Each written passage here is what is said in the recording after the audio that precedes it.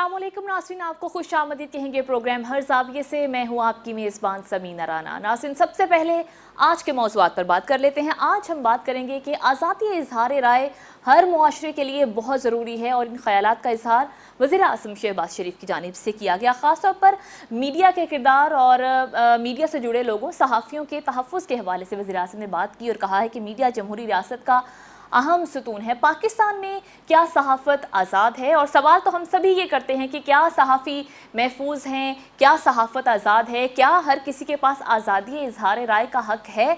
और हुकूमत इस तनाज़ुर में क्या कर रही है? कहा तो ये जाता है हर हुकूमतों की जानिब से और मौजूदा हुकूमत की जानिब से भी कि सहाफ़ियों के तहफ़्फ़ुज़ के लिए और मुआशरे में एक बैलेंस अगर आप लेकर आना चाहते हैं तो आज़ादी इज़हार राय का हक़ देना बहुत ज़रूरी है। इसके लिए मौजूदा हुकूमत की जानिब से भी वज़ीर आज़म शहबाज शरीफ की जानिब से आज फिर इन ख़यालात का इज़हार किया गया कि हुकूमत काम कर रही है। हम प्रोग्राम में सवाल उठाएंगे कि बहुत सारे वाक़यात हमारे सामने हैं तारीख़ में भी, और अगर हालिया वाक़यात की, जिसमें सबसे अफसोसनाक वाक़या भी हालिया दिनों में सीनियर सहाफ़ी अरशद शरीफ शहीद का कत्ल है, अंधुनाक कत्ल। इसके बाद सवाल तो हर जहन में उठता है कि क्या हुकूमत सहाफ़ियों को हुकूक देने में और उनके तहफ़्फ़ुज़ में संजीदा है और कितनी संजीदा है? इस पर प्रोग्राम में हम बात करेंगे। इसके बाद जो दूसरा हमारा टॉपिक है, हम सेगमेंट में बात करेंगे मईशत के हवाले से। हम देख रहे हैं कि मुआशी ज़बूहाली है, मुल्क में कर्ज़ों की भरमार है, सरमायाकारी में कमी हो रही है, महंगाई है, बेरोज़गारी है, सनती पैदावार में कमी हो रही है, ताजिरों का एतबार जो है वो कम होता जा रहा है। बैरूनी सरमायाकारी की अगर बात करें तो और भी बहुत सारे दीगर मसाइल हैं। पाकिस्तान की मईशत को लेकर डिफ़ॉल्ट के ख़तरात हैं। हम कमोबेश हर प्रोग्राम में बात कर रहे होते हैं पाकिस्तान की मईशत के ख़तरात के हवाले से। ऐसे में ये ख़बर हम सब के लिए ज़्यादा मायूस कुन होगी कि IMF के साथ जो मुज़ाकरात हैं, जो मामलात हैं, वो ताअत्तुल का शिकार हैं, ख़ासतौर पर नवे जायज़े को लेकर के। तो ये मामलात क्यों तय नहीं पा रहे, ताअत्तुल का शिकार क्यों हैं ये मामलात? इस पर डार के साथ साथ हमने देखा है कि मौलाना फजलुर रहमान ने भी, इसाक डार के साथ साथ उन्होंने भी बयान दिया। उन्होंने कहा कि IMF अमेरिका की लौंडी है और हम पर दबाव डाला जा रहा है और हम किसी का दबाव कबूल नहीं करेंगे। शेख रशीद कहते हैं कि दोनों फ्लॉप हो गए हैं, मिफ्ता इस्माइल भी, इसाक डार भी, और इनकी नाअहली की जो सज़ा है वो अवाम भुगत रहे हैं। तो हम बात करेंगे कि ये मुआहदे अगर पाए तकमील को नहीं पहुँचते तो क्या हो सकता है। इसके बाद हम बात करेंगे हमारे थर्ड सेगमेंट में, चेयरमैन तहरीक इंसाफ इमरान खान ने एक ट्वीट किया है जिसमें उन्होंने कहा है कि NRO 1 और उसके बाद NRO 2 ये शर्मनाक है और इसके जो नुकसानात हुए हैं कौम को वो भी उन्होंने इसका तज़किरा किया है। क्या इमरान खान का ये बयान दुरुस्त है? अपने मेहमानों का तारुफ करवा दूँ। मेरे साथ तशरीफ़ रखते हैं सज्जाद मीर साहब, सीनियर एनालिस्ट, ज़ैकम खान साहब, सीनियर एनालिस्ट, इम्तियाज़ गुल साहब, सीनियर एनालिस्ट, नादिया नकी, एंकर पर्सन और सीनियर एनालिस्ट मेरे साथ तशरीफ़ रखती हैं। बहुत शुक्रिया तमाम मेहमानों की आमद, कीमती वक्त का। सज्जाद मीर साहब, आपसे मेरा पहला सवाल है, आज़ादी इज़हार राय हर मुआशरे के लिए बहुत ज़रूरी है, वज़ीर आज़म ने भी इन ख़यालात का इज़हार किया है। क्या हुकूमत सहाफ़ियों को हुकूक देने में संजीदा नज़र आती है आपको सर?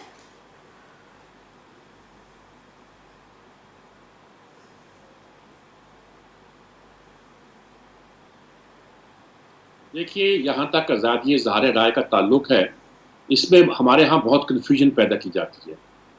आज़ादी का मतलब बेलगाम आज़ादी ले लिया जाता है।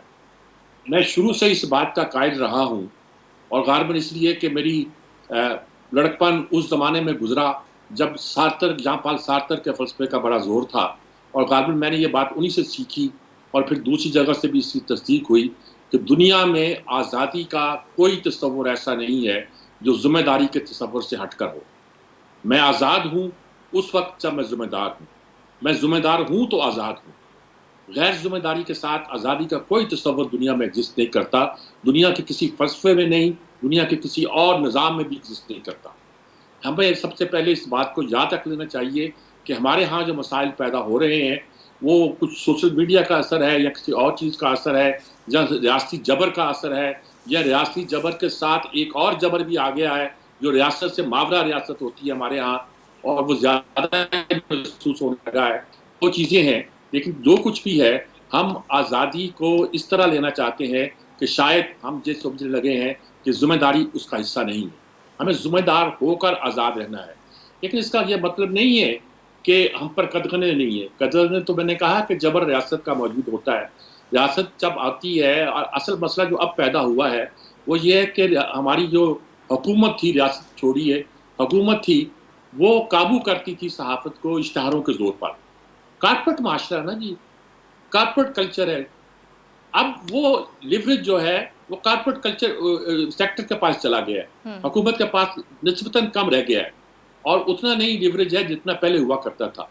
نتیجہ یہ ہے کہ وہ ادارے بھی اس میں شامل ہو گئے ہیں حکومت کے جبر میں جو پہلے کھلم کھلا نہیں ہوا کرتے تھے. اس لیے ہمیں جبر بہت زیادہ محسوس ہوتا ہے اور آزادی اظہار کا خیال اور خواہش اور جذبہ اور ضرورت زیادہ اس کا احساس ہوتا ہے. لیکن میں اس کو پھر ریپیٹ کرتا ہوں کہ میں ذمہ دار ہوں تو میں آزاد ہوں. اور جہاں تک حکومت کا تعلق ہے، حکومت اگر آزادی اظہار کے اس تصور کے ساتھ نہیں چلتی اور کوشش کرتی ہے کہ آواز کو دبایا جائے تو اس کے نتیجے کے طور پر ان کو تو طاقت نہیں ملتی، لیکن بہت سے مسائل ایسے پیدا ہوتے ہیں جس کا شاید حکومت کو اندازہ اس وقت ہوتا ہے جب وہ اپنا سارا کھو چکی ہوتی ہے. صحیح. اس لیے اس میں کوئی شک نہیں ہے کہ اس حکومت کی سنجیدگی کی اگر بات کرتے ہیں، حکومت ہوگی سنجیدہ، لیکن حکومت اس طرح کہ آزادی اظہار ہمیں دے دے کہ جس طرح ہونی چاہیے ہمارے معاشروں میں کم از کم اس کی گنجائش کم. ٹھیک. زیکم خان صاحب کیا کہیں گے سر؟ اقوام متحدہ نے آج سے 10 سال پہلے سن 2012 میں صحافیوں کے تحفظ کا ایک ایکشن پلان بنایا تھا. ابھی اس کو 10 سال مکمل ہوئے اور اسی کی آج تقریب تھی. ایک تنظیم جس میں صحافی بھی شامل ہیں اور انسانی حقوق کی اور صحافیوں کے تحفظ کی تنظیمیں بھی شامل ہیں، جس کا نام ہے پاکستان جرنلسٹ سیفٹی کولیشن، جس کی آج تقریب میں وزیر اعظم صاحب تشریف لائے تھے. میں بھی اتفاق سے موجود تھا، بلکہ وہ ایونٹ میں نے ماڈریٹ کیا اور انہوں نے بڑی اچھی اچھی باتیں کی. ہماری پارٹیاں اچھی اچھی باتیں کرتی ہیں. مسلم لیگ نواز نے، پی ٹی آئی نے، دونوں نے کچھ ایسے سٹیپس لیے جس سے لگتا تھا کہ وہ صحافیوں کے تحفظ میں سنجیدہ ہے. اگر آپ گزشتہ سال میں چلے جائیں تو پاکستان میں 2 قوانین پاس ہوئے صحافیوں کے تحفظ کے لیے، اور وہ ایک دنیا میں ایک مثال ہے، کیونکہ یہ تقریب انٹرنیشنل تھی. آج کا جو فورم تھا انٹرنیشنل فورم تھا، باہر کے بھی کافی لوگ اور صحافی اور تنظیمیں آئی ہوئی تھیں، تو آپس میں ایک کمپیریزن کا بھی موقع تھا، ریسرچز بھی وہاں آئیں. تو پاکستان کو وہاں ایک کامیابی کی مثال سمجھا جا رہا تھا جہاں قانون سازی ہوئی ہے اور کچھ اچھے اقدامات کیے گئے ہیں. تو میں عرض کر رہا تھا گزشتہ سال وفاق نے قانون بنایا صحافیوں کے تحفظ کا، اور سندھ کی حکومت نے بھی قانون بنایا صحافیوں کے تحفظ کا. اب اسے ایک سٹیپ آگے بھی لینا تھا کہ ان قوانین کے تحت سیفٹی کمیشن بنانے تھے، یعنی وہ کمیشن بنانے تھے جو صحافیوں کے تحفظ کے لیے کام کرے. وہ ابھی تک نہیں بنے. پھر کوئی بھی آپ کو پتہ ہے ادارہ اس وقت تک نہیں چل سکتا جب تک اس کو فنڈ نہ دیے جائیں. تو سیفٹی کمیشن کے لیے کوئی فنڈز ایلوکیٹ نہیں کیے گئے. جو باقی 3 صوبے ہیں انہوں نے ابھی تک کوئی کام نہیں کیا. پیکا کی تلوار صحافیوں پر لٹک رہی ہے. صحافیوں کو آن لائن ہیرس بھی کیا جاتا ہے، تھریٹ بھی کیا جاتا ہے، باقی خطرات بھی موجود ہیں. جو خواتین صحافی ہیں انہیں بہت سی مشکلات کا سامنا کرنا پڑتا ہے. لیکن پھر اگر ہم کمپیئر کریں ان 10 سال کو، جس میں کچھ حکومتوں نے، ہماری حکومتوں نے وعدے کیے، کچھ ایکشنز کیے، اس سے پچھلے 10 سال سے اگر آپ 2000 سے دیکھیں تو سن 2000 سے اب تک پاکستان کے 150 صحافی شہید ہوئے. لیکن اگر اس ایکشن پلان کے بننے کے بعد سے دیکھیں تو پاکستان میں 53 صحافی شہید ہوئے، جس کا مطلب ہے کہ صحافیوں کے خلاف تشدد میں کم از کم ان رپورٹس کے مطابق تو کمی آئی ہے. اور گزشتہ 10 سال میں، اس سے پہلے کے 10 سال کے مقابلے میں صحافیوں کے جو قتل ہیں، ان کی شہادتیں ہیں، وہ تقریباً نصف ہو گئی ہیں. صحیح. لیکن بہت کچھ کرنا باقی ہے. آپ اس کو گلاس ہاف فل کے طور پر بھی دیکھ سکتے ہیں، لیکن مسئلہ یہ ہے کہ جو کمٹمنٹس کی جاتی ہیں ان پر عمل درآمد کے لیے جو چیزیں کرنی ضروری ہیں وہ بھی کرنی چاہیے. مجھے کوئی وجہ نہیں کہ میں کسی بھی سیاسی پارٹی کی نیت پہ شبہ کروں. انہوں نے پرامس کیے ہیں، اس سے پہلے پی ٹی آئی نے بھی کچھ ایکشن لیے تھے، لیکن جو صحافی ڈیمانڈز کر رہے ہیں کہ پاکستان کے تمام جو صوبے ان میں قوانین بنائے جائیں، سیفٹی کمیشن بنائے جائیں، سیفٹی کمیشن کو فعال بنایا جائے، ان کو فنڈ دیے جائیں، اور جو وعدے کیے گئے ان پر عمل درآمد کیا جائے، تو اس کے نتیجے میں مجھے کوئی وجہ سمجھ نہیں آتی کہ صحافیوں کے تحفظ کے معاملات پہلے سے کافی بہتر ہو جائیں گے. رائٹ. آپ کا جواب آ گیا. امتیاز کل صاحب آپ کیا کہیں گے سر؟ حکومت کتنی سنجیدہ ہے حقوق دینے میں صحافیوں کو، اور آزادی اظہار رائے کے حوالے سے بات کریں تو وہ کتنا ہے ہر پاکستانی کے پاس؟ وہ تو آپ نے میرا خیال ہے دیکھ لیا کہ آزادی اظہار کی کتنی مطلب آزادی ہے. وہ گزشتہ روز آزاد کشمیر کے وزیر اعظم نے ہمارے وزیر اعظم سے کچھ کہا اور اس کے نتیجے میں اسلام آباد کا جو آئیکونک سینٹاورس مال ہے اس کو بند کر دیا اس کو راتوں رات کر دیا گیا. یعنی آپ کے ایک ایسے صوبے کا ایک ایسے علاقے کا وزیر اعظم ہے جو آپ دنیا کو شوکیس کرتے ہیں. ہم نے کتنی آزادی دی ہوئی ہے بھارتی کشمیر کے مقابلے میں, لیکن اس کے ساتھ ایسا ہوتا ہے. اب سوال یہ ہے کہ اس قسم کے اقدامات سے کیا آپ نے سردار الیاس جو مالک ہیں سینٹاورس کے, اس کو نقصان پہنچایا, یا پھر آزاد کشمیر کے وزیر اعظم کو نقصان پہنچایا, یا پھر ان سینکڑوں کاروباری حضرات کو جو وہاں بھاری کاروبار کر رہے ہیں. یہ تو بات ہو گئی اظہار رائے کی آزادی, کہ کتنا احترام ہے, مطلب چاہے وہ کوئی بزنس مین کہہ رہا ہے یا کوئی سابق کسی علاقے کا وزیر اعلیٰ یا وزیر اعظم کہہ رہے, تو وہ اتنا ایک کرمنل انہوں نے کام کیا ہے اسلام آباد میں رہ کے جس کا آپ تصور بھی نہیں کر سکتے. دوسری بات یہ جو صحافیوں کے تحفظ کی بات ہے, دیکھیے کسی بھی معاشرے میں یہ نہیں ہو سکتا کہ سیاستدان ہیں وہ اپنے لیے ایک حصار بنا لیں تحفظ کا, سیاستدان جج وہ اپنا حصار بنا لیں اور اس طرح صحافیوں کے لیے بھی ایک ایسکارٹ یا تحفظ فراہم کر دیا جائے. یہ تو بحیثیت مجموعی اگر معاشرہ جو ہے اس میں فراڈ بھی ہے, اس میں جرم بھی ہے, پھر وہ معاشرہ اگر دہشت گردی کا بھی شکار ہے, کانفلکٹ کا شکار ہے, اور جس میں آزادی اظہار کے جو ہے بہت بڑی قیمت دینی پڑتی ہے, وہ بڑا مشکل ہے. پھر جو صحافی میں زیغم کی باتوں سے بالکل اتفاق کرتا ہوں, لیکن یہ بھی سوچنے کی بات ہے کہ ہماری ایک Pakistan federal union of journalist ہے, ان سے پوچھا جائے کہ یہ 40-60-70 برس ہو گئے ہیں, وہ صحافی جو کہ حادثات میں بیچارے جہاں بھاگ ہو جاتے ہیں یا اس طرح پولیس مقابلے میں کہیں مارے گئے یا ریاستی تشدد جبر کا شکار ہوئے اور مفلسی میں, یا وہ لوگ جو مفلسی میں برے حالات میں بیچارے فوت ہو گئے, جہاں بھاگ ہو گئے, ان کے لیے کیا Pakistan federal union of journalist آج کوئی فنڈ بنا سکی ہے؟ آج تک میرا خیال ہے کوئی اس طرح کا فنڈ نہیں بنا. ہم دوسروں سے مطالبے کرتے ہیں لیکن خود اس پہ ایکشن نہیں کرتے ہیں. ہماری صحافتی تنظیموں نے مختلف شہروں میں ناجائز قبضے کر کے پریس کلب تو بنا لیے, کراچی, فیصل آباد, گوادر, نہ معلوم کہ کتنی جگہیں ہیں جہاں پہ باقاعدہ قبضہ ہوا ہے, جہاں پریس کلب بنے ہیں.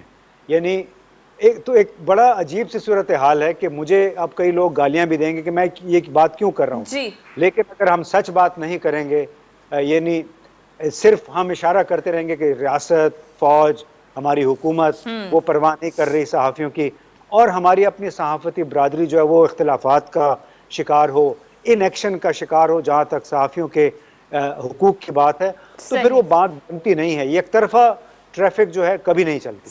صحیح جواب آ گیا. نادیہ, آپ کیا سمجھتی ہیں کہ ہر معاشرے کے لیے آزادی اظہار رائے بہت ضروری ہے؟ وزیر اعظم بھی ایسا ہی سمجھتے ہیں. ہمارے معاشرے میں کیا یہ ہر شہری کے پاس حق حاصل ہے؟ اور خاص طور پر اگر صحافیوں کے حقوق کی بات کریں, سیفٹی کی بات کریں, تو کتنی آزاد ہے صحافت پاکستان میں, اور صحافی کتنا محفوظ ہیں پاکستان میں؟ کیا کہیں گے آپ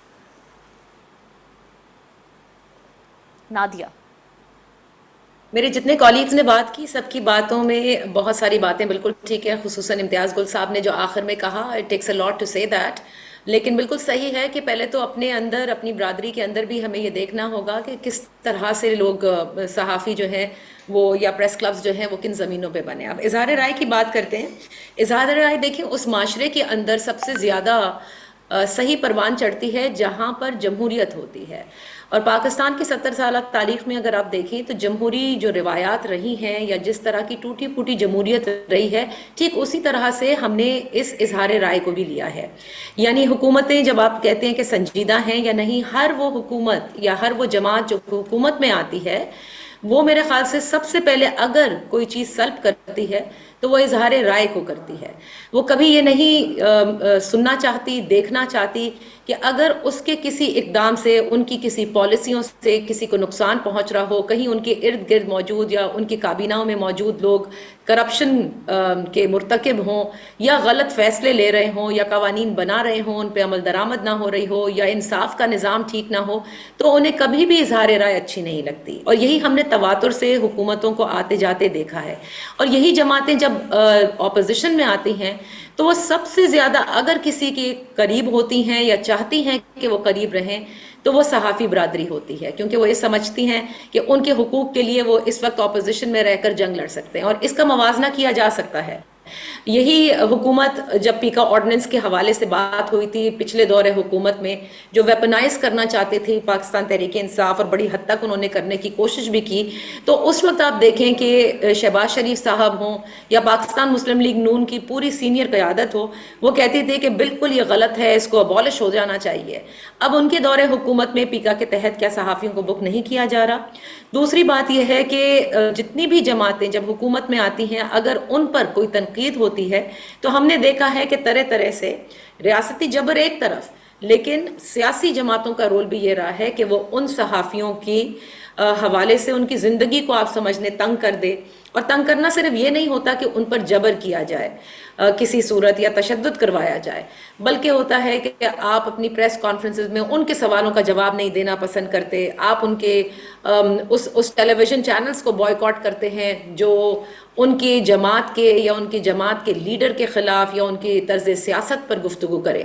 تو میرے خیال سے اظہار رائے بھی جب ہی آئے گی اس معاشرے میں جب ہمارے ہاں جمہوریت جو ہے وہ جو مضبوط ہوگی. اور پھر 70 سالہ تاریخ میں جو ریاستی جبر کا ذکر کیا گیا، اب وہ ایک الگ بات ہے کہ اب ہم سن رہے ہیں کہ وہ دور کا آغاز ہو گیا، اگرچہ صرف امید ہی کی جا سکتی ہے، جہاں پر کہیں سیاسی عمل دخل نہ ہو ادارے کا، کیونکہ ادارے کی طرف سے بھی ہم نے دیکھا ہے کہ صحافیوں پر جبر رہا ہے.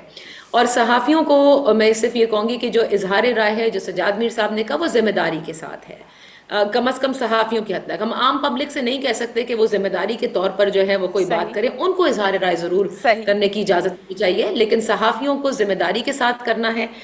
محض الزام تراشی سے یا پھر کسی بھی جماعت کے پروپیگینڈسٹ بن کر یا ان کے اعلی کار بن کر نہیں آگے لے کر جانی چاہیے. بالکل ٹھیک نادیہ، آپ کا جواب بھی آ گیا. ناظرین، پروگرام میں مجھے یہاں پر ایک بریک شامل کرنی ہے. بریک کے بعد واپس آئیں گے تو ہم بات کریں گے کہ پاکستان اور IMF کے درمیان جو نویں جائزے پر تعطل ہے وہ کیوں ہے. ساتھ رہیے.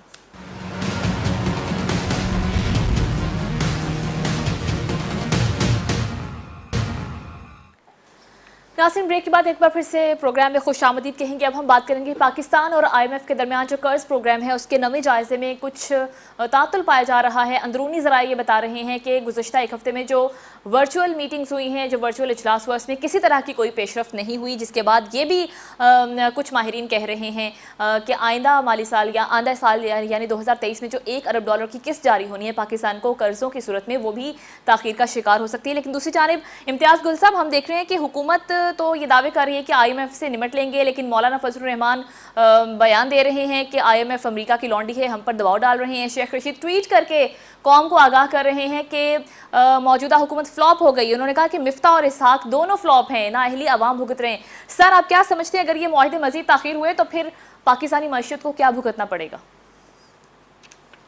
دیکھیے، پاکستانی معیشت پہلے ہی سے بہت کچھ بھگت رہی ہے، اور بنیادی طور پہ ہماری جو سول ملٹری اشرافیہ ہے اس کے جو مراعات پہ مبنی ایک آرکیٹیکچر، ایک نظام ہے کہ جس میں 1-2% لوگ ہیں، چاہے وہ ملٹری سے ہیں، چاہے سویلین بیوروکریٹس ہیں، چاہے سیاستدان ہیں، وہ تمام بھرپور عیاشی کر رہے ہیں.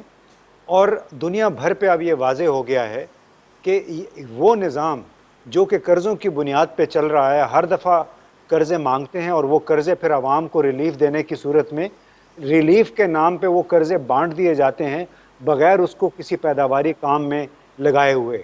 تو اس وقت پاکستان اور IMF کے درمیان جو وجہ تنازع بنا ہوا ہے وہ بنیادی طور پہ یہ سٹائل ہے کہ 23 پروگرام ہم IMF کے ساتھ کر چکے ہیں اور قرضے پہ قرضہ چڑھتا جا رہا ہے، چاہے وہ اورنج ٹرین ہے، چاہے وہ سستی روٹی ہے، چاہے سستے کمپیوٹر ہیں جو کہ حکومتیں دیتی رہی ہیں. یہ سارا وہ پیسہ ہے جو پاکستان IMF वर्ल्ड बैंक से कर्जे लेके और फिर अपना सियासी हल्का नियाबत जो है कंस्टिट्यूंसी को बढ़ाने के लिए इस्तेमाल करता है। तो बुनियादी तौर पे जब तक पाकिस्तान की अशराफिया अपने इस गवर्नेंस के निज़ाम को, जिसमें इस वक्त भी 70-72 वजीर बैठे हुए हैं और बाज़ के पास तो ओहदे भी नहीं हैं, जब तक ये निज़ाम तब्दील नहीं होगा, IMF अभी हमें एक पैसा नहीं देने वाला है। IMF को या सऊदी अरब को या चीन हो, उनका भी पाकिस्तान के वादों के ऊपर से एतमाद उठ चुका है। लिहाजा जब तक इस यहाँ से इस किस्म का सिग्नल नहीं जाएगा IMF को और वर्ल्ड बैंक को कि हम वाक़ईतन यहाँ पे इस्लाहात का अमल शुरू कर रहे हैं, उस वक्त तक हमें कर्ज की किस्त शायद अल्लाह करे कि मिल जाए, लेकिन मुझे नहीं लगता कि मिलेगी, क्योंकि हमने 50 साल में बहुत वादे करके, बहुत वादे तोड़े, बहुत रिव्यू करवाए, अब कोई भी हमारी बात मानने को तैयार नहीं है और उसका गुजारा हम हर तरफ देख रहे हैं, आज भी देख रहे हैं। ठीक है जी, इम्तियाज गुल साहब आपका जवाब आ गया। नादिया, आप क्या समझती हैं ये मुआहिदा क्यों तातुल का शिकार रहा है? पाकिस्तान की जानिब से बहुत सारी शराइत हैं जो IMF की पूरी की गई हैं, अभी मज़ीद इस प्रोग्राम को देखना है IMF ने कि क्या ये दुरुस्त समत में जा रहा है, उसके बाद फैसला होगा। आप क्या बेसिक वजह क्या समझती हैं तातुल की? देखिए, तात्तुल की बेसिक वजह यह है कि बहुत सारे टारगेट्स जो IMF की जानिब से दिए गए वो हम पूरा करने में इस वक्त नाकाम हुए हैं। प्लस IMF ने आपसे कहा इस सैलाब के बाद ख़ास तौर से कि जो तखमीना हमने लगा के दिया है, जो हम अगले साल एक्सपेंडिचर करने जा रहे हैं, वो उनको बहुत जिसे कहते हैं ना कि चीदा चीदा उनको चाहिए, एक लमसम तरीके से नहीं चाहिए। जो रिफॉर्म्स एज सच होने थे या जो मज़ीद स्ट्रिक्टर स्टेप्स लिए जाने थे, वो उस तरह से ये हुकूमत नहीं ले पाई है, क्योंकि जब पहले लिए थे तो आपने देखा कि बाई इलेक्शंस के अंदर जिस तरह का रिजल्ट इनके सामने आया, तो कोई भी हुकूमत इस वक्त इतने सख्त माशी स्टेप्स लेने से इसीलिए इनकारी होती है कि आने वाला साल यकीनन इलेक्शन का साल है, और ऐसे में अगर वो उसी तरह से और स्ट्रिक्ट स्टेप्स लेते जाएंगे तो पहले ही जब महंगाई उरूज पर हो तो फिर उसके बाद बैलेट भी जो है वो उनके हक में नहीं आएगा। लिहाजा जिस तरह से पेट्रोलियम लेवी को बढ़ाना था, जो कुशन दिया गया था, वो भी उस हिसाब से नहीं बढ़ाई गई। मुझे जहाँ तक ये लगता है कि जिस तरह से हम अब तात्तुल का शिकार है, शायद ये हुकूमत एक तरह से, ऐसा नहीं है कि IMF प्रोग्राम से निकलना चाहती है, क्योंकि IMF इस वक्त हमारी ज़रूरत है, लेकिन किसी तरह से लिंगर ऑन करना चाहती है। आप देखेंगे डार साहब जब पहले भी थे तो भी मैंने देखा, खैर वैसे तो मैं हर साल हर हुकूमत में देखती आई हूँ कि जो टैक्स कलेक्शन की तारीख होती है, जो एक आम सी चीज़ है जो कब से चल रही होती है कि आपने साल के आखिर में टैक्स जमा कराना है, वो तारीखें बढ़ाई जाती हैं। वो इसलिए नहीं बढ़ाई जाती कि जी ओवरवेलमिंग रिस्पांस है तो इसलिए हम चाहते हैं कि मज़ीद और इसमें लोग हम शामिल कर लें, बल्कि इसलिए बढ़ाई जाती हैं कि जो रेवेन्यू का तखमीना हमने तय किया होता है या लगाया होता है वो किसी सूरत पूरा नहीं हो रहा होता। और मुझे अच्छी तरह याद है कि पहले भी जब इसाक डार साहब थे तो वो अगले मतलब वैसे अगले फाइनेंशियल ईयर की जो बात हम करते हैं वो बहुत आगे तक की उन्होंने मियाद दे दी थी। अभी भी आप देखें ये दूसरी मर्तबा बढ़ाया गया है और एन मुमकिन है कि ये तीसरी मर्तबा भी बढ़ा दिया जाए। सो ये एक बड़ी अजीब बात है। फिर IMF जो है जिस तरह से हम पर भरोसा कैसे करेगा, हमारी इकोनॉमी हमेशा बूम बस्ट की रही है, यानी जब भी इलेक्शन आने वाला होता है जो भी जमात हुकूमत में होती है वो अगर कोई डायरेक्शन कैरी कर रही होती है, किसी सूरत एक डायरेक्शन हम मईशत के बारे में लेते हैं तो फौरन उसको बस करके चली जाती है कि फिर ये ना हो कि हमारा वोट बैंक हमारे पास चला जाए। जो रिफॉर्म स्ट्रक्चरल रिफॉर्म्स का हम जिक्र करते हैं वो भी कहीं नहीं होता। इसी तरह इमरान खान साहब को जब पता चल गया था कि वोट ऑफ नो कॉन्फिडेंस जो है वो आने वाला है और वो शायद उसको सर्वाइव ना कर पाए, आपने देखा कि उन्होंने किस तरह से IMF से तयशुदा जो उनके नुकात थे उससे वो बिल्कुल मुनहरिफ हो गए। तो ये तमाम तर जमातें IMF को समझ लीजिए या मईशत को अपने पॉलिटिकल गेन्स के लिए रखती है। वो कभी भी पाकिस्तान की मईशत के हवाले से नहीं सोचती कि इसको डायरेक्शन देनी है, सख्त इकदामात करने हैं ताकि किसी सूरत इस मईशत को संभाला दिया जा सके। ये नहीं हो सकता कि हर आने वाली हुकूमत ये रोती रहे कि हमारे पास रिजर्व्स नहीं, और यही हमने पिछली हुकूमत को देखा, यही इसी हुकूमत को हम देख रहे हैं। सो आई थिंक इस चीज़ को तब्दील करने की ज़रूरत है। सही है नादिया, आपका जवाब आ गया। मीर साहब, महंगाई है, बेरोजगारी है, सनती पैदावार में कमी है, तजारती खजारों में इजाफा होता जा रहा है, बैरूनी सरमायाकार पाकिस्तान पर एतमाद करने को तैयार नहीं है, दीगर बहुत सारे मसाइल हैं। ऐसी सूरत हाल में क्या पाकिस्तान IMF को मुतमईन कर पाएगा कि जो अगली किस्त 2023 में हमें $1 अरब की जारी होनी है वो भी कहीं डिले ना हो जाए?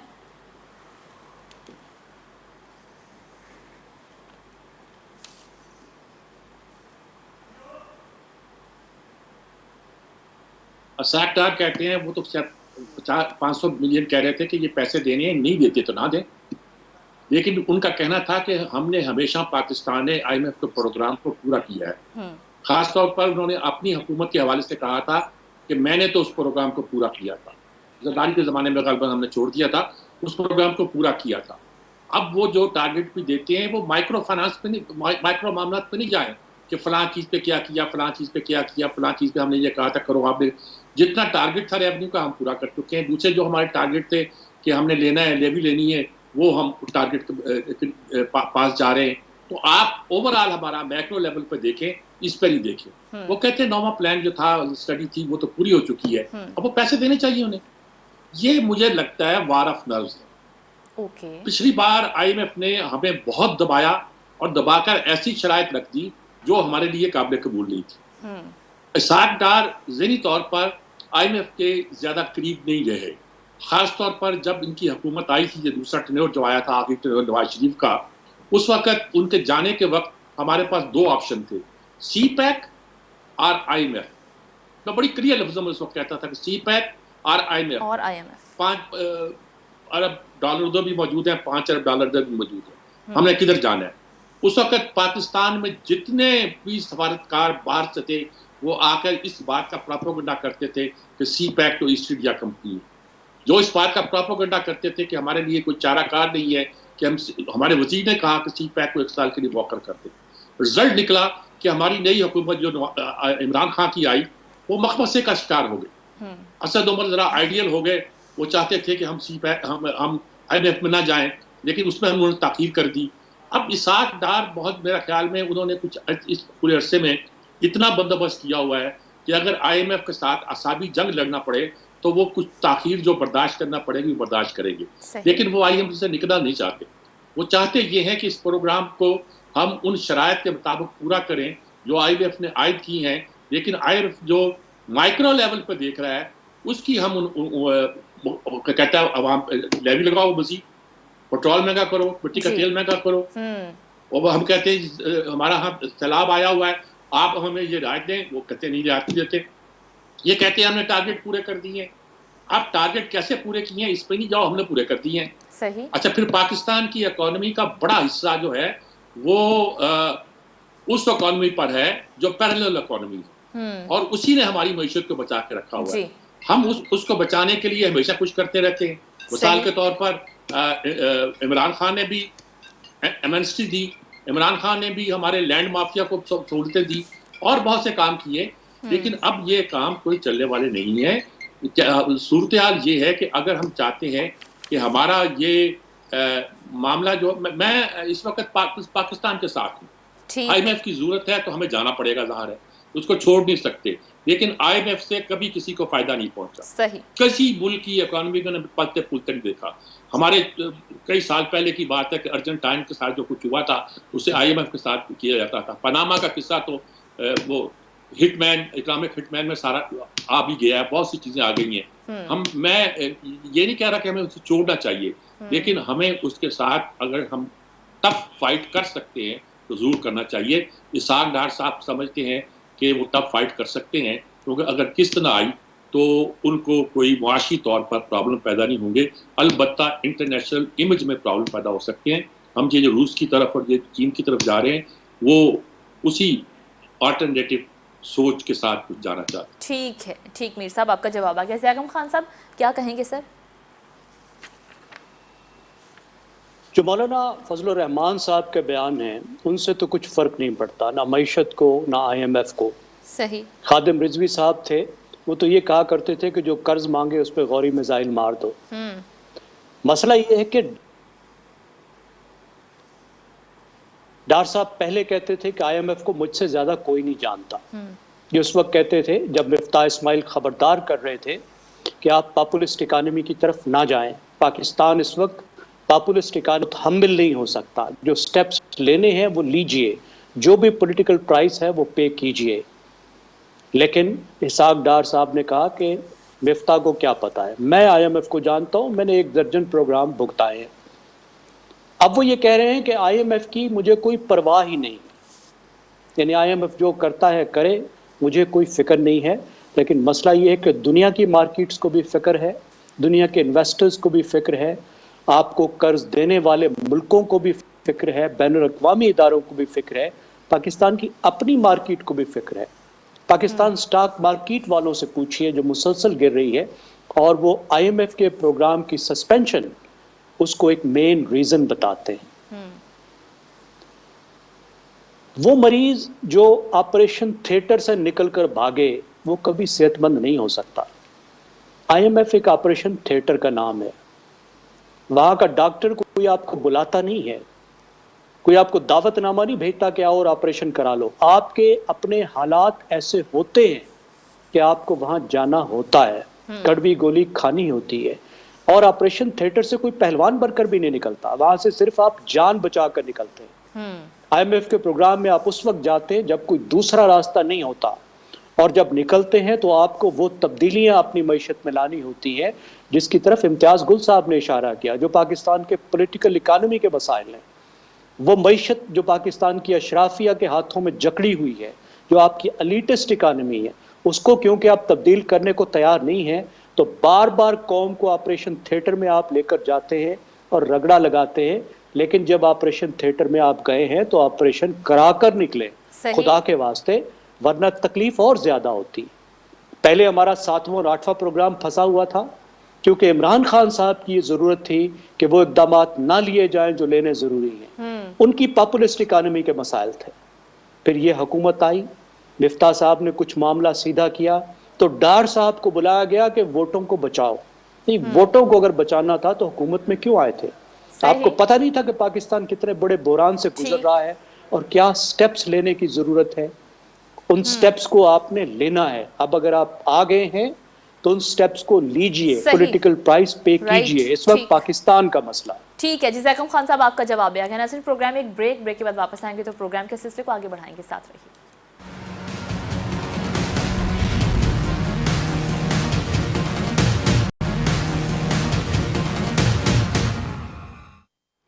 بریک کے بعد ایک بار پھر سے ناظرین پروگرام میں آپ کو خوش آمدید کہیں گے. عمران خان نے کہا ہے کہ NRO 1 قوم کو مہنگا پڑا, 2 بھی شرمناک ہے.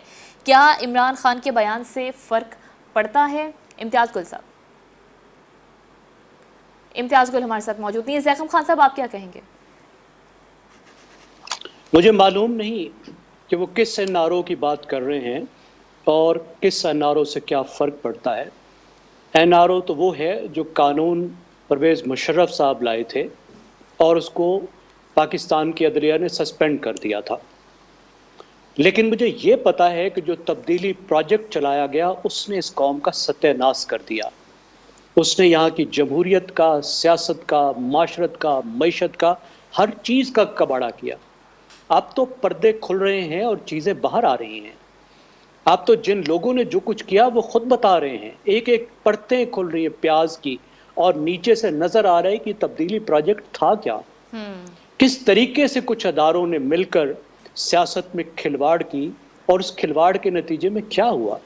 میرے خیال میں عمران خان صاحب کو اس پہ معذرت کرنی چاہیے اور یہ وعدہ کرنا چاہیے کہ وہ اس طرح کی بیساکھیاں آئندہ استعمال نہیں کریں گے اور ملک کو اس طرح یرغمال نہیں بنائیں گے. لیکن اس پر تو وہ شرمندہ نہیں ہے, اس کو تو وہ تسلیم بھی نہیں کرتے.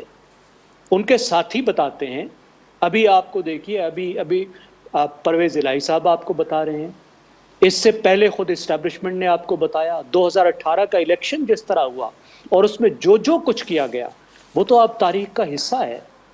پھر اس کے بعد جس طریقے سے پاکستان میں احتساب کے نظام کو استعمال کیا گیا اور اپوزیشن کا رگڑا لگایا گیا, میڈیا کے ساتھ جو کچھ کیا گیا, عدلیہ پر جس طرح دباؤ ڈالا گیا, میں تو ایک پاکستان کے شہری کے طور پر یہ سمجھتا ہوں کہ وہ انتہائی تباہ کن چیزیں تھیں اور وہ نہیں ہونی چاہیے تھی. NRO تو ایک نعرہ ہے, مجھے پتہ نہیں اس کا کیا مطلب ہے. انہیں اس بات کو ایکسپلین کرنا چاہیے. رول آف لا ہونا چاہیے, لیکن رول آف لا کا بھی جو 2016 کے بعد کان مروڑا گیا وہ تو PTI کو فیور کرنے کے لیے مروڑا گیا. ابھی بھی آخری چیز جو تھی وہ پنجاب اسمبلی کی تھی, وہ بھی جو سامنے آ رہا ہے اس سے بھی لگ رہا ہے کہ وہ کھیل بھی عمران خان کے حق میں ہی کھیلا گیا تھا. صحیح, ٹھیک ہے جی. نادیہ آپ کیا کہیں گے؟ آپ NRO کی بات کر رہی ہیں؟ جی، عمران خان نے آج ٹویٹ کیا اپنے ٹویٹر پیغام میں، انہوں نے کہا کہ NRO-1 قوم کو مہنگا پڑا، اور پھر NRO-2 کے حوالے سے انہوں نے کہا کہ 1100 ارب روپے کی کرپشن کیسز کو استثناء دینا دن دہاڑے کی ڈکیتی ہے اور یہ شرمناک بات ہے NRO-2 کو لے کر انہوں نے کہا. تو کیا آپ سمجھتی ہیں کہ خان صاحب کے اس طرح کے بیانات سے کوئی فرق پڑتا ہے؟ نہیں، میں بالکل نہیں سمجھتی کہ کوئی فرق پڑتا ہے. ایک تو پہلی بات یہ کہ جو بھی NRO ہو، چاہے وہ ابھی ہو، پچھلا ہو، اس سے پہلے ہو، یا ان دی آفنگ ہو، NRO نہیں ہونا چاہیے. کیونکہ ابھی جب ہم اس سے قبل، بریک سے قبل، جب ہم معیشت کی بات کر رہے تھے، جس میں اشرافیہ کا ذکر کیا، امتیاز گل صاحب نے کیا، زیغم صاحب نے کیا، تو بالکل ٹھیک بات ہے. NRO بھی کس کو ملتا ہے؟ NRO اسی پولیٹیکل ایلیٹ کو ملتا ہے جس کے پاس سب سے زیادہ پیسہ ہے، جو اپنے مفاد میں ریفارمز نہیں کرنا چاہتا، جو ہر طرح کی کرپشن میں انوالو بھی ہوتا ہے لیکن پھر کسی ڈیل کے تحت بچ جاتا ہے. یعنی انصاف کا جتنا نظام ان لوگوں نے قائم کرنا ہے، اس انصاف کی دھجیاں یہی بکھیرتے نظر آتے ہیں. ابھی جس NRO کا ذکر کر رہے ہیں کہ ان کو NRO ملا اور یہ واپس آ گئے عمران خان صاحب، تو عمران خان صاحب کے زمانے میں بھی بہت سارے ایسے کیسز تھے جو سامنے آئے، جو ان کے اپنے ارد گرد کے لوگوں کے تھے. لیکن ان کو میں نے اس طرح سے دیکھا کہ وہ احتساب کا جو نعرہ تھا وہ صرف اس حد تک تھا. انہوں نے نیب کا ضرور ذکر کیا کہ نیب ان کے انڈر نہیں تھی، لیکن احتساب اس طرح کا نہیں ہوتا کہ آپ کو لگا کہ کسی کے اوپر کوئی کمیشن تشکیل دیا یا اس کو صرف اپنی ٹیم سے ہٹا دیا گیا کہ جی اس پہ الزام ہے، اور اس کو پھر کسی اور وزارت کے اندر رکھ لیا گیا. اسی طرح سے اس حکومت کی طرف آ جائیں، یا اس سے پہلے پاکستان پیپلز پارٹی کی حکومت کا ذکر کر لوں، ایسا لگتا ہے جیسے کبھی کسی نے کوئی کرپشن نہیں کی. یہ کرپشن کے الزام یا کرپشن کی کہانیاں ہم جب ہی دیکھتے ہیں جب وہ پرٹیکولر پارٹی دور حکومت میں ہی نہیں ہوتی. بعد میں ہمیں پتہ چلتا ہے جی رفع دفع ہو جاتا ہے سارے معاملات. لیکن جس کسی نے بھی NRO کی بات کی، یا اس ملک میں یہ جو ورڈ تشکیل دیا گیا، یہ کب ہوا؟ یہ ہوا اسٹیبلشمنٹ کی جانب سے. یعنی کہ جتنی مرتبہ بھی پہلے جو NRO تھا وہ جنرل مشرف نے دیا تھا، اس کے بعد بھی اگر یہ ذکر کریں اور عمران خان صاحب کی بات کو سچ مان لیا جائے تو بھی پھر اسٹیبلشمنٹ آتی ہے. تو اس کا مطلب یہ ہے کہ ہر مرتبہ پولیٹیشنز کو بیل آؤٹ کرنے کے لیے اسٹیبلشمنٹ آتی ہے، کیونکہ ان کے اپنے مفاد ہوتے ہیں. سو NRO ہونا نہیں چاہیے. فائدہ ہوگا یا نقصان؟ ہمیشہ نقصان ہی ہوا ہے. ٹھیک ہے جی. میر صاحب آپ کیا کہیں گے؟ ایک طرف عمران خان کا یہ ٹویٹ ہے، دوسری طرف ہم دیکھ رہے ہیں کہ وزیر خزانہ اسحاق ڈار کے اثاثے بحال کرنے کی کارروائی ہو رہی ہے. تو کیا ایسے بیانات سے جو عمران خان قوم کو بتانا چاہ رہے ہیں کوئی فرق پڑتا ہے؟ اصل میں ہم نے NRO کو ایک گاڑی بنا دیا ہے، ورنہ یہ نیشنل ریکنسٹرکشن، ہم روز بات کرتے ہیں ریکنسٹرکشن اینڈ ٹروتھ کمیشن کی. یہ اگر ریکنسٹرکشن ہوئی تھی، ریکنسلیشن ہوئی تھی، تو اس پر اتنا چیخنا کیا؟ اصل بات ہے کہ مساق جمہوریت کے بعد جب بے نظیر نے عالمی لوگوں کے دباؤ کے بعد کچھ برات دی اور آئی، تو سارے لوگ ان کے خلاف ہو گئے، انکلوڈنگ مسلم لیگ نون کے. لیکن یہ بھی ابھی تو آپ سیاہی خوش نہیں ہوئی کہ فوج سے بات نہیں کرنی، آپ فوج سے بات کر کے آ رہے ہیں. لیکن اس کے نتیجے کے طور پر غالباً بے نظیر نے سمجھایا سب کو کہ اس کے نتیجے میں ملک میں جمہوریت کا عمل چل پڑے گا، اور جب جمہوریت کا عمل چل پڑے گا تو ہم ڈکٹیٹر کو نکال دیں گے. یہ بھی درست ثابت ہوا. اس میں اگرچہ بہت سی خرابیاں پیدا ہوئی، بہت سی خرابیاں. بھائی 800 کتنے لوگ تھے، 8000 کتنے لوگ تھے جو قتل کے مقدمات میں بھی لوگ بخشے گئے، اور جن لوگ بخشے گئے. لیکن ہم ایسے کرتے ہیں کہ جیسے کہ NRO کے نتیجے کے طور پر پوری پوری پوری قوم کو گویا چھٹی مل گئی.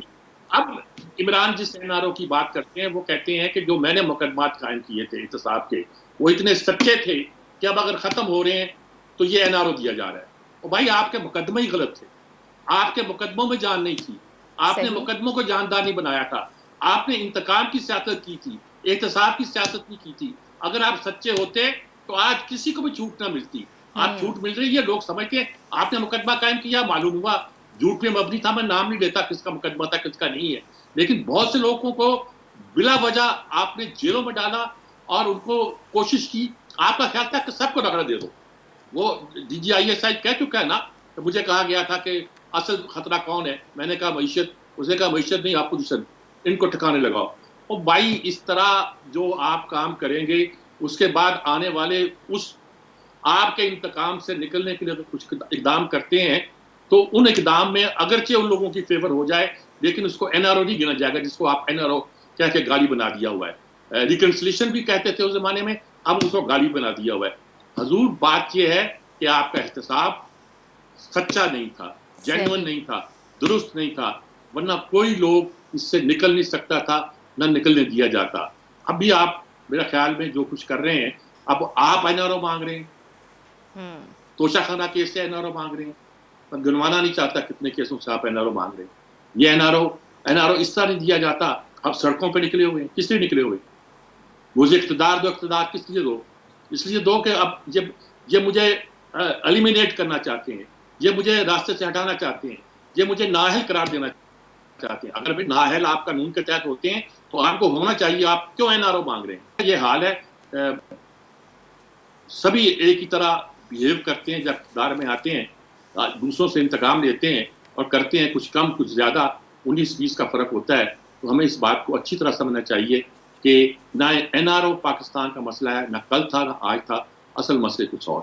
ٹھیک ہے جی, بہت شکریہ سجاد میر صاحب, زیخم خان صاحب, امتیاز گل صاحب, نادیہ نقی, بے حد شکریہ. میرے تمام مہمانوں کی قیمتی وقت قیمتی رائے کا. پروگرام سے اجازت دیجیے, آپ سے کل ملاقات ہوگی. اللہ نے کے بعد.